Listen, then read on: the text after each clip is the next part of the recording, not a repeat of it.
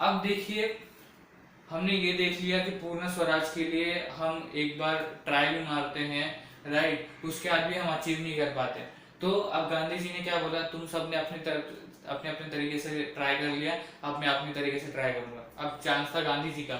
अब गांधी जी ने क्या किया, उनका दिमाग बहुत ही तेज था, इतना पहले बता दूं। उन्होंने क्या किया, एक ऐसा कॉन्क्रीट इशू लेंगे of the life of the people, मतलब लोगों के लाइफ में ऐसा कोई तो कॉन्क्रीट इशू होगा जो रिलेट हो सकता है with the freedom of idea. Okay, freedom मतलब फ्रीडम आइडिया से रिलेट हो सकता है, ऐसा कोई तो कॉन्क्रीट इशू होगा। ओके, उसको ढूंढने की कोशिश की।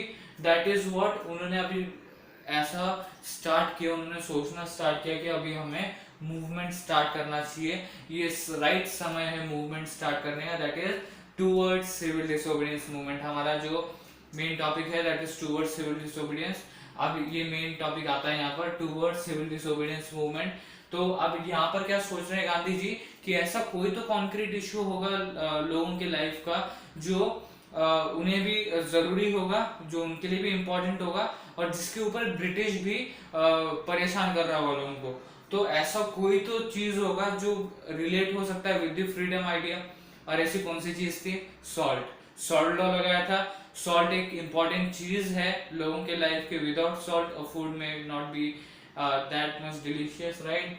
सो सॉल्ट एक चीज था, राइट। अब सॉल्ट एक इतनी सी चीज है, बहुत ही माइनर सी चीज है, बट उसका भी इफेक्ट लोगों की लाइफ में बहुत पड़ रहा था। वाई, सॉल्ट लॉ लगा दिया था, सॉल्ट लॉ, राइट। इसके वजह से लोगों को भी अफेक्ट हो रहा था। सो इसी आइडियोलॉजी के साथ क्या होता है, एक मूवमेंट स्टार्ट किया जाता है, that is civil disobedience movement. इतना समझ में आ गया कि हमने टूवर्ड्स सिविल डिसोबीडियंस मूवमेंट अब तक क्या क्या किया है, स्वराज पार्टी का किया।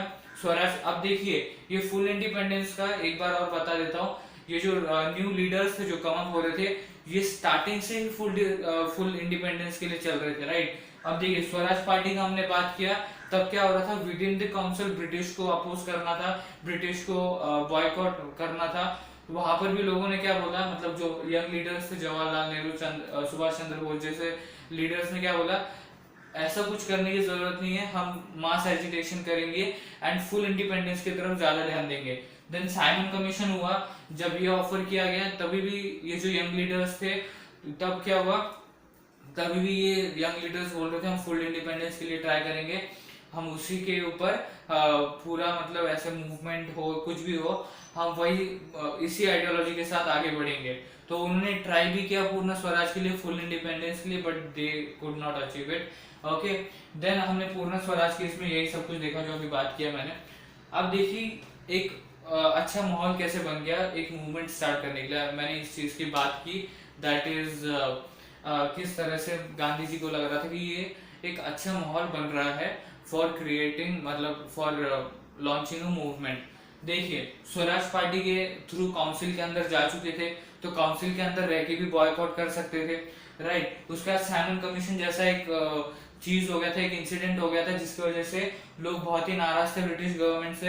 एंड उसके बाद वर्ल्ड वाइड इकोनॉमिक डिप्रेशन हुआ, जिसके वजह से रूरल डिस्ट्रेस हुआ, मतलब क्या कंट्री साइड में पीसेस बहुत ही एंग्री थे, they were full of anger on the British government. Okay, so उन्होंने अपोज करना स्टार्ट कर दिया, क्यों, उनको सही दाम नहीं मिल रहे थे, राइट। तो उनको लगा पीसेंस भी बहुत ही भारी मात्रा में हमें ये कर सकते हैं सपोर्ट, ऊपर से ये तो साइमन कमीशन का इंसिडेंट हो रखा था, तो जितने भी इंडिविजुअल थे, जितने भी पार्टीज थी, वो तो सपोर्ट करने वाली थी।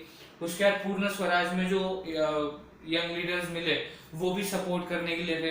तो गांधी जी को लगा कि ये सही टाइम है, ये सही मौका है एक मूवमेंट स्टार्ट करने का, जिसका नाम था सिविल डिसोबीडियंस मूवमेंट। ओके, सो अब तक हमने क्या क्या देखा है, स्वराज पार्टी के बारे में देखा सबसे पहले, उसके बाद साइमन कमीशन के बारे में देखा, उसके बाद पूर्ण स्वराज के बारे में देखा। आने वाली वीडियोस में क्या देखेंगे, दांडी मार्च में देखेंगे कि ये कॉन्क्रीट इशू क्या था, concrete issue of life that would relate with freedom idea, okay, that is independence idea, okay।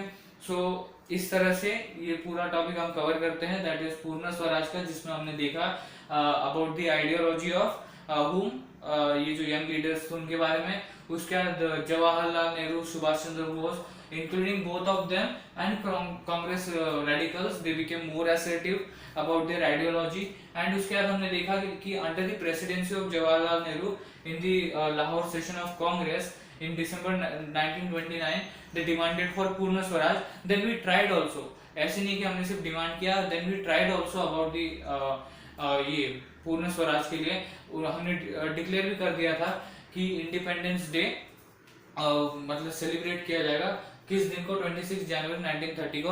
और हमने ये भी डिसाइड किया था कि जो कॉन्स्टिट्यूशन बना है हमारा वो इसी दिन हम लॉन्च करेंगे, जो हमारा कॉन्स्टिट्यूशन था, राइट. बट हम अनफॉर्चुनेटली अचीव नहीं कर पाए, तो वो भी नहीं हुआ, राइट. सो उसके बाद गांधी जी के बारे में थोड़ा सा देखा कि गांधी जी अब अपना दिमाग चलाने लगे कि सबने अपना अपना दिमाग चलाया, अब मैं अपना चलाऊंगा, अब मैं अपने तरीके से फ्रीडम दिलाने की कोशिश करूंगा. दैट इज व्हाट, एक कॉन्क्रीट इशू को ले लेंगे, लोगों के लाइफ के एक कॉन्क्रीट इशू को लेंगे जो फ्रीडम आइडिया से भी रिलेट करता हो. That is what simply towards civil disobedience movement. मतलब हम आने वाले वीडियोस में सिविल डिसोबीडियंस मूवमेंट के बारे में देखने वाले हैं, जो स्टार्ट होता है दांडी मार्च से, विच जिसका बेस है Dandi march, salt march. Okay, so which marks the beginning of civil disobedience movement. तो इस वीडियो में इतना था फ्रेंड्स. इसके बाद आपको सिर्फ 3 चीजें करनी, that is like and share my videos and subscribe my channel Gyan Classes, and thank you for watching this video friends.